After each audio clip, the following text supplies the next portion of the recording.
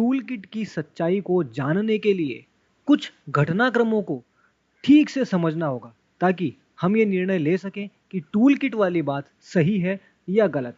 जानने के लिए देखिए वीडियो, पसंद आए तो लाइक, कमेंट और शेयर करें। आपके अपने प्रशासक समिति यूट्यूब चैनल को सब्सक्राइब करना ना भूलें।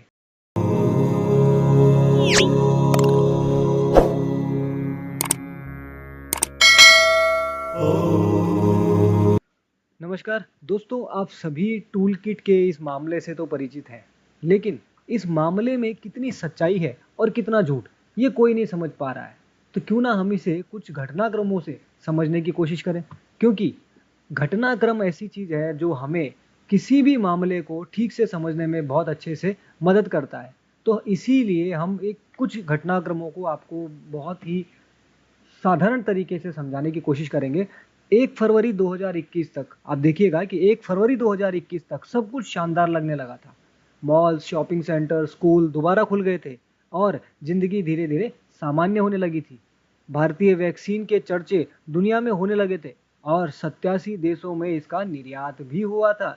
वास्तव में हमारी वैक्सीन विश्व बाजार में चीन से प्रतिस्पर्धा में थी और भारतीय वैक्सीन को ज्यादा पसंद किया जाने लगा था।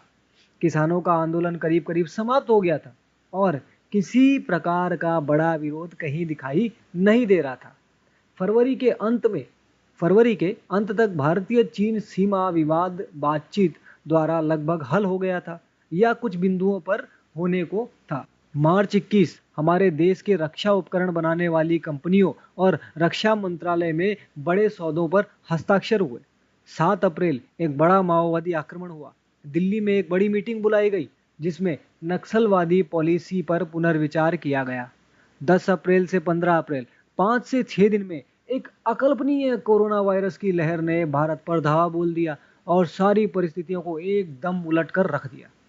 आश्चर्यजनक रूप से बर्बर घनत्व वाले पड़ोसी देश पाकिस्तान और बांग्लादेश में इस लहर का कोई प्रभाव दिखाई नहीं दिया। 20 अप्रैल तक संपूर्ण विश्व मीडिया में भारत में मेडिसिन और मेडिकल इक्विपमेंट के अपर्याप्तता के समाचारों की बाढ़ सी आ गई। पाकिस्तान जैसे देश भारत को मेडिकल का यानी मेडिकल सहायता का प्रस्ताव देने लगे। पाकिस्तान जैसे भिखमंगे देश। 24 अप्रैल को हिमालय बॉर्डर पर ग्लेशियर फटा और कई लोगों की जानें चली गई। उसी समय चीनी मीडिया ने कहा कि सीमा वार्ता में कोई अधिक रियायत की आशा ना करें। अब प्रश्न यह उठता है कि क्या वास्तव में यह दूसरी लहर है या सावधानी से गढ़ा हुआ एक जैविक आक्रमण जो हमारे विरोधियों द्वारा भारत की बढ़ती हुई अंतर्राष्ट्रीय ख्याति को खराब करने के लिए और आंतरिक अशांति पैदा करने का एक कुत्सित प्रयास है। टूल किट, ध्यान रखिएगा, आगे और समझते हैं थोड़ा सा। क्या आप विश्वास करते हैं कि कोरोना की यह दूसरी लहर जो हमारे संपूर्ण भारत में फैल गई वह एक असाधारण वायरस है? वह एक साधारण वायरस है? इस विषय में कुछ गंभीर सवाल उठने स्वाभाविक ही हैं। भारतीय उपमहाद्वीप के देश जैसे पाकिस्तान, बांग्लादेश, नेपाल, भूटान और एशिया के अन्य देशों में कोई भी दूसरी लहर का न होना, सिर्फ भारत में ही यह विस्फोट कैसे और क्यों? क्या अन्य देशों के नागरिक हमारे देश से अधिक अनुशासित हैं या वे 24 घंटे महामारी से बचने के लिए मास्क लगाकर रहते हैं?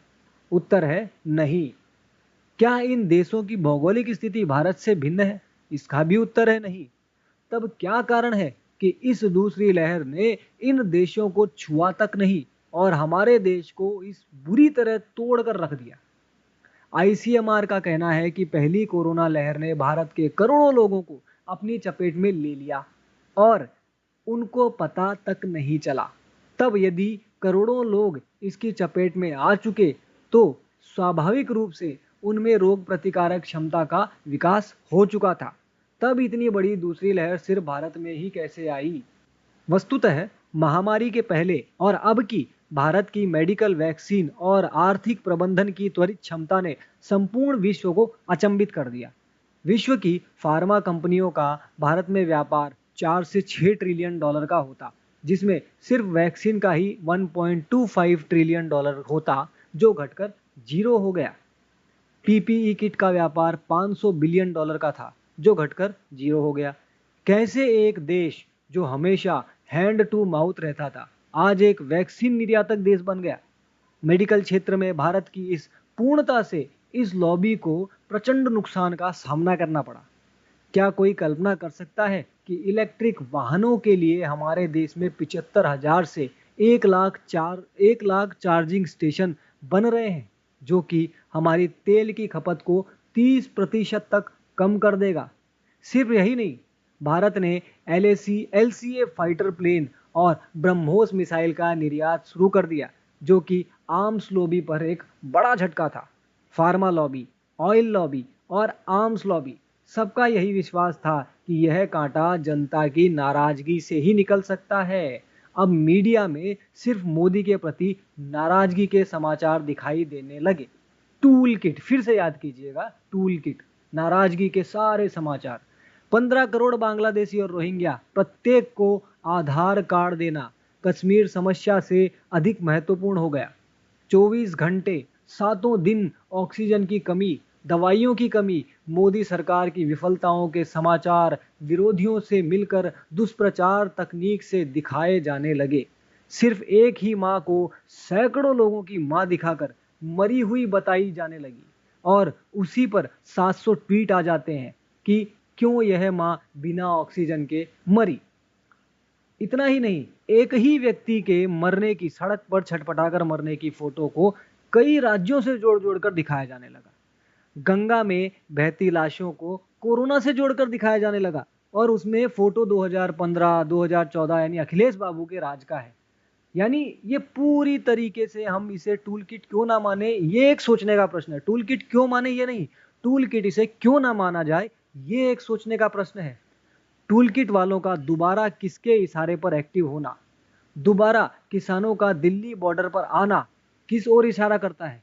उपरोक्त घटनाक्रम साफ तौर से सोचने पर मजबूर करते हैं कि यह सब हमारे देश को कमजोर करने और मोदी सरकार के विरुद्ध षड्यंत्र है और कुछ नहीं। क्या ये इनकी मानसिकता ओछी नहीं है कि एक व्यक्ति मोदी सरकार को हटाने के लिए ये देश के साथ धोखा कर रहे हैं? देश की जनता को मरते हुए देखना इन्हें अच्छा लग रहा है। एक इजराइल है जहां का विपक्ष भी इस विकट परिस्थिति में इजराइल के साथ बिल्कुल कंधे से कंधे मिलाए खड़ा था, क्योंकि उसे अपने राष्ट्र की चिंता थी। और एक हमारे देश का विपक्ष है जो छोटी छोटी बातों पर सरकार को घेरने की कोशिश कर रहा है ताकि सरकार को बदनाम किया जा सके। दोस्तों, विचार हमें करना है, सोचना हमें है। हमें राष्ट्र की तरफ ध्यान रखते हुए सोचना होगा कि क्या राष्ट्र के लिए सही है, क्या गलत है, और हम जिसका साथ दे रहे हैं, क्या हम राष्ट्र के विरुद्ध खड़े हैं या राष्ट्र के साथ। विचार कीजिए, सोचिए, समझिए और सत्य का साथ दीजिए, क्योंकि सही का साथ देने से ही हमारा राष्ट्र सुरक्षित होगा। हमारा राष्ट्र सुरक्षित होगा तो हमारी आने वाली पीढ़ियां सुरक्षित होंगी। जय श्री राम, वंदे मातरम, भारत माता की।